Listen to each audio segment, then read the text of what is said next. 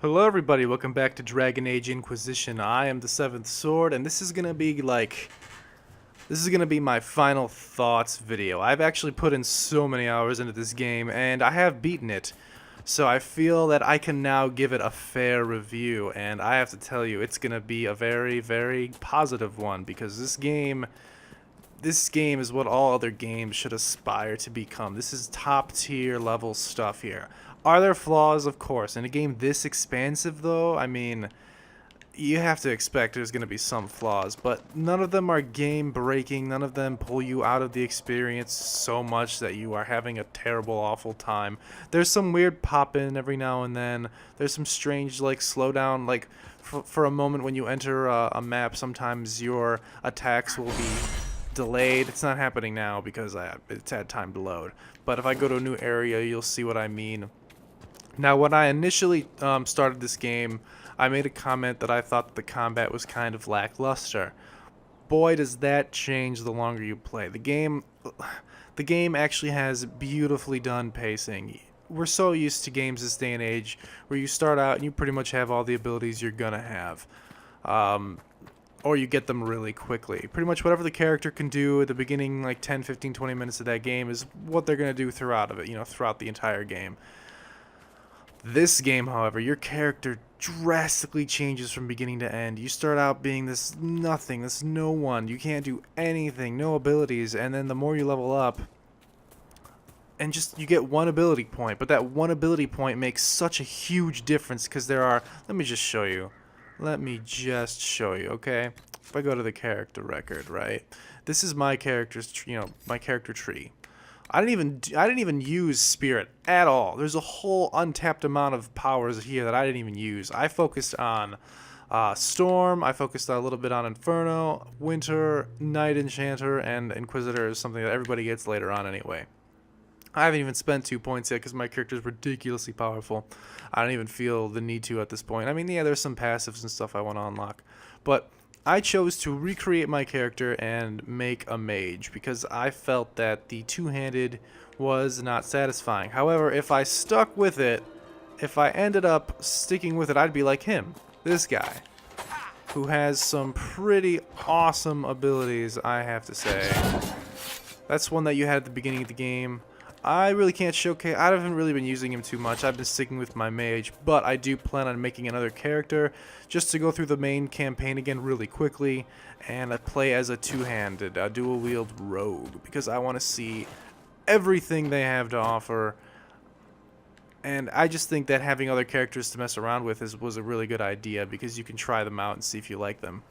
Personally, find a character you enjoy playing, give them a chance, and within an hour and a half to 2 hours, you will be probably loving that character. You'll just see all of the future abilities you could possibly have. You'll be like, oh my god, I want that one. Oh my god, I want that one. Oh, what is that one gonna do? It's so exciting. It's phenomenal. And trust me, putting 2 hours in and then maybe not enjoying the first 2 hours or being like, oh, this game is not that great, but then enjoying the other 88 hours, for example, is completely worth it and is something that we're not used to anymore. It used to take a while, not too long. It shouldn't take like 30 hours to start enjoying the game, like Final Fantasy 13. It should take about an hour and a half. You get used to it, and then you're like, you know what? Yeah, this is awesome. The game's story should grip you right away, but honestly, I will give room for gameplay. Like, I will let it fester a little bit. I'll let it sit, and I'll let it grow because you never know what you can get, and the result is getting a game like this. And I need to go to that rift so I can show you how awesome my character is. So one of my main reasons of actually changing my main character is also because I hated how the original one looked. He looked like a horseman. I don't know. You can't really see what my character looks right now either because of that helmet. If I go to my armor and I go to helms and I take off the Duke's mane, that's my character. Awesome. Love my character now. Much, much better. That is definitely a leader of an army. The other guy was like, no, that other guy sucked. Okay, but let's put the awesome helmet back on. That makes me look like something out of Dark Souls. By the way, the crafting. Now, this isn't something I crafted. This is something I found. Things that I've crafted are gold. So I've crafted my armor and I've crafted my staff, as you can see. And what's awesome about crafting weapons is different materials. I'll show you. You go to crafting materials. All these have different tiers. I'll go to stones just because you see that's tier 2, that one's tier 1. The higher the number of the tier, the better the material. So you're looking for, you want tier 3. This is tier 4 rare. Dragon materials are the best materials in the game, and there are only 10 dragons, so there's only a set amount of those rare materials, which I like. It makes you think about what armor you want to make. It makes you, wait until you have the very best schematic you can possibly get before you use your materials, because you don't want to waste them. And these materials actually change the color and the stats, the bonuses you get on each weapon and piece of armor. So that is awesome. That is how you do crafting. It is complicated, but not too complicated to where it's like convoluted. It's complicated in the perfect way. And a nice little touch when you craft something, like I crafted my staff, you can name it. I named it Dragon's Breath, and I also named my armor Dragon Mage Armor, and so on and so forth. And I even could name the attachments. I made some Dragon Mage arms. That's my phone. Hold on a second, I gotta put that to silent. Sorry about that, everybody. And I made Dragon Mage legs. Okay, but anyway, I want to show you the combat. I mean, I'm sure you guys have seen my dragon video where I battled that dragon, but the quality on that video was not as good as I wanted it to be because it was recorded directly from the PS4 using the PS4's recording interface. Now I'm using my actual recording, my capture card, so the quality should be much, much better. But the combat just, it gets so much better. My Knight Enchanter is ridiculously awesome. Plus I have that sprint run, I can summon lightning down from the heavens, I can freeze people, I can just shoot out firestorms whenever I want to. It's pretty awesome. Also, a nice little thing about this game, like, even though the jump isn't too great, like, it's there. Just being able to jump in an open world game like this, like, it's awesome.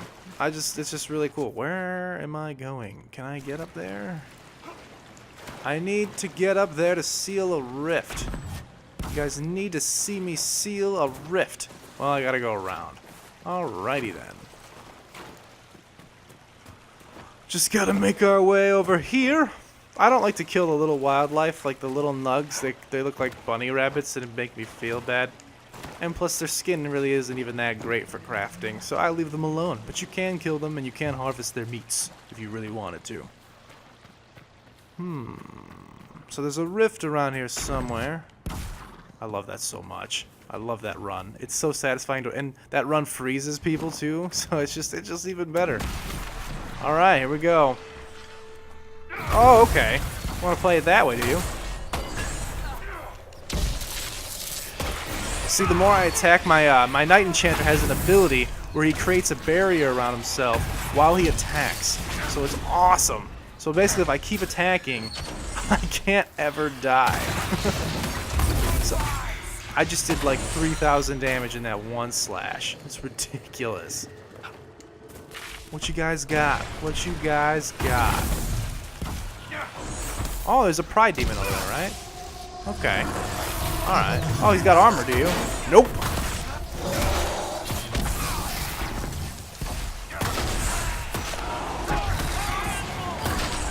Well, my friends are not doing so well, but I'm fine. Actually, this is on hard difficulty, by the way. I thought about turning it up to insanity, but it was too late at that point.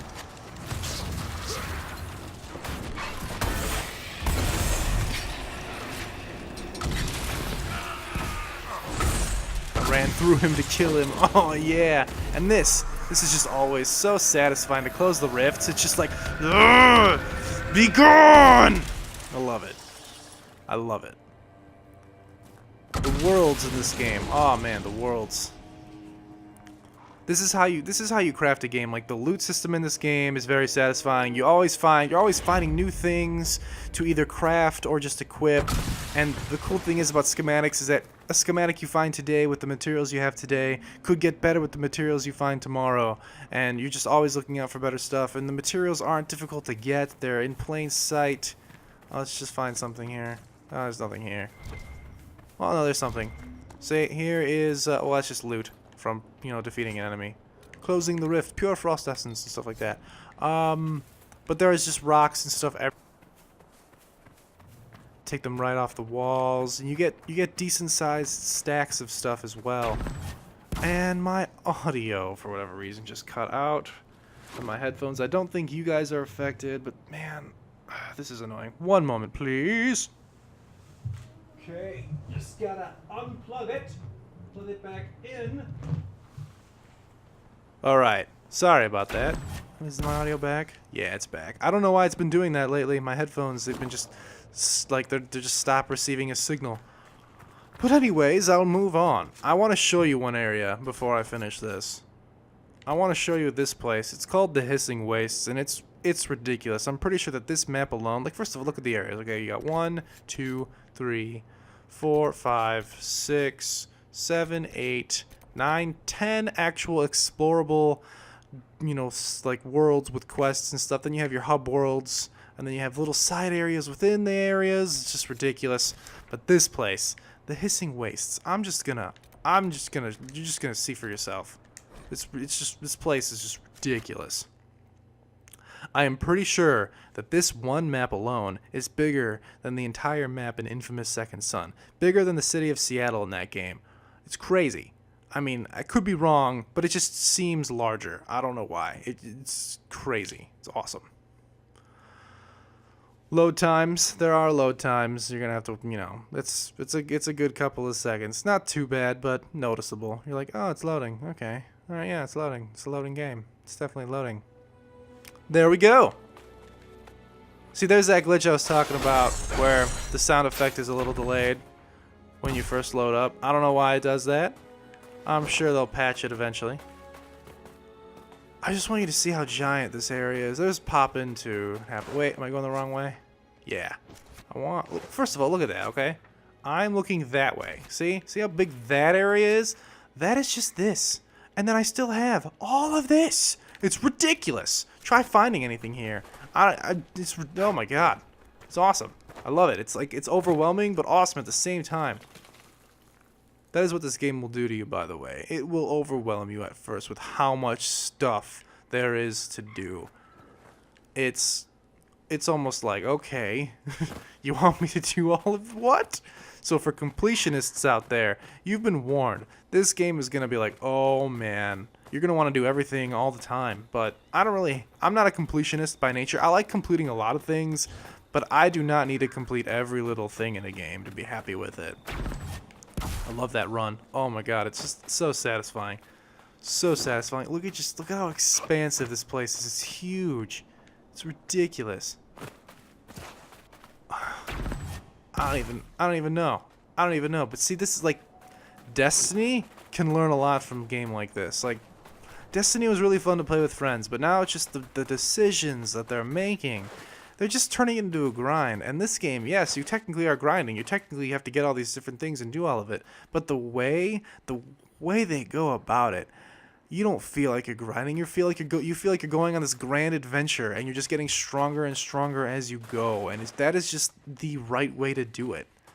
I mean, the way Destiny's bounty system works, for example, it's the same set of bounties that rotate every week.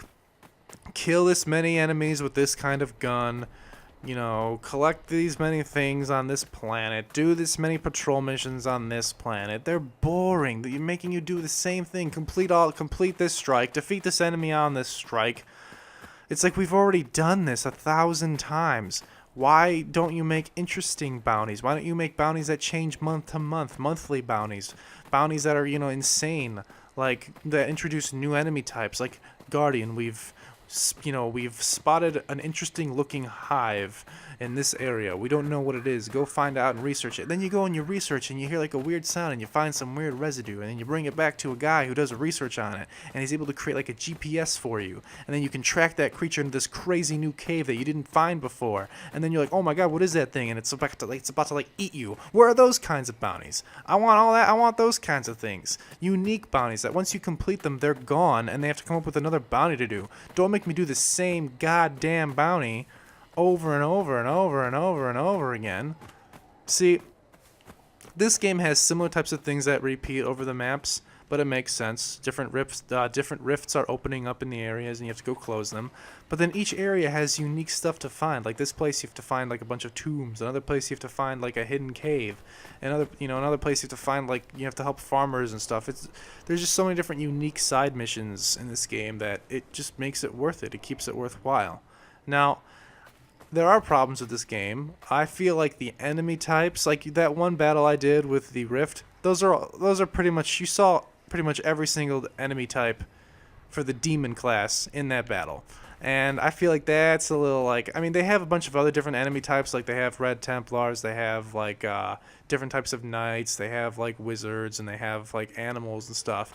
But demons are kind of the main focus of this game, so I was hoping to see a lot more variety of demons as I progress throughout the game. You pretty much go to the rifts and you fight the same exact enemies pretty much every single time, so that can be a little annoying, but nothing that completely detracts from the rest of the game, because the rest of the game is still very interesting and there's still a bunch of different enemies that you see throughout. I just wish that they had a bit more, because it seems like they might have, I don't know, maybe it seems like they might have cut out some enemy types. I don't know. I just come from a game like Final Fantasy where they have just ridiculous amounts of different enemies. It's just insane. And it just seems like they were a little lacking in that department in this game. But the combat and the worlds more than make up for it. Like, there's just so many different iconic landmarks you can find. It's not going to happen now, because I've discovered that apparently once you beat the game, the dialogue between your members just stop. I don't know if that's a bug or if that was intended that way, but throughout the main campaign, there are just so many different dialogue options that happen while you're walking with your party member, and it's all affected by who you have. Like Varric and Iron Bull, like they could get into an argument, and then Solus and Iron Bull like have like a chess match, for example. And every time we go to new areas, you just hear like all of a sudden like Iron Bull says, "All right, knight to e6" or whatever. You know what I mean? And you're just like, awesome. And then Solus is like, good move. I counter with, it's just really cool. They're playing chess in their mind while you're like fighting enemies. It's so awesome. Stuff like that. This game gets so many things right that other games can learn from. That in my opinion, this is game of the year. Like, there really isn't. Oh no, there really isn't a game like this. Took me away from Destiny. This made me like realize how bad Destiny has gotten, and I just would rather play this over again than go through Destiny. It's ridiculous. Bungie, we all thought you were going to make a game like this where you could play with your friends all the time. You didn't do it. I don't know what you're doing, but you didn't do it. So my recommendation is get this game. Look at this. Look at how huge this area is. It's ridiculous.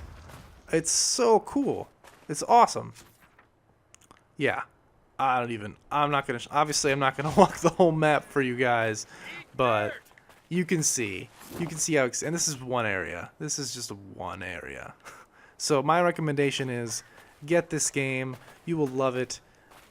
It tells a really good story. People say that they're not enthralled with the story, but you make your own choices. And honestly, there's a lot of good political intrigue. There's a lot of stuff to read throughout this journey. There are journals you find, letters you find, books you find. So you really need to read that if you want to get a grasp of what's going on. But you don't have to either.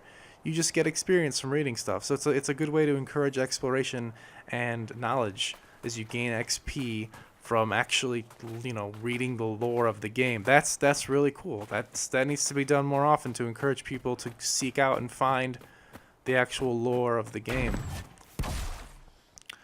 But yeah, that's pretty much all I'm going to say about it. I want you guys to experience the majority of this game for yourselves. At $60, in my opinion, that's a steal. Like, how much content you get, there's easily over 80 hours here alone, and if you want to get everything, over 100. If you don't get some sunshine, there we go. Wilt. She says she's not a plant, she's fine, but falling, faltering, foolish. Blood on her hands. People and demons always end in trouble. Too many daisies in this garden. I am good, Varric. I am me. You don't need to worry, but thank you for caring. All right. Well, let me know if you ever... yeah. See, that's the dialogue I'm talking about. It happened a lot more often. It happened like every 3 to 4 minutes I'd be playing. So it just seems like they've toned it down since I've beaten the game. My recommendation, try to do as many of the side stuff you can. When you're exhausted and you feel like you've done all the side stuff you can handle, then continue the story. You know, you don't feel like you have to get everything, but at the same time, don't not do it either. Do a good portion of it and then move on, because that's how I found that I got the most out of the game, is by doing the side stuff and then learning, talking to people, and always talk to your party members. Even after a little side mission, they just always have a lot more things to say, and there's so much more dialogue to explore, and there could just be so many things missed. They're just I traveled with like pretty much the same 4 people the whole time, and I kind of wish that I changed it up a little bit to hear different dialogue options more often. So I'm definitely gonna do a second playthrough. Not gonna spend as much time on it, but I'm gonna spend a decent amount of time on it, just figuring out all the little knickknacks that people talk about and stuff like that. That's the stuff that really interests me. But thank you guys so much for watching. Get this game, and I'll see you all later.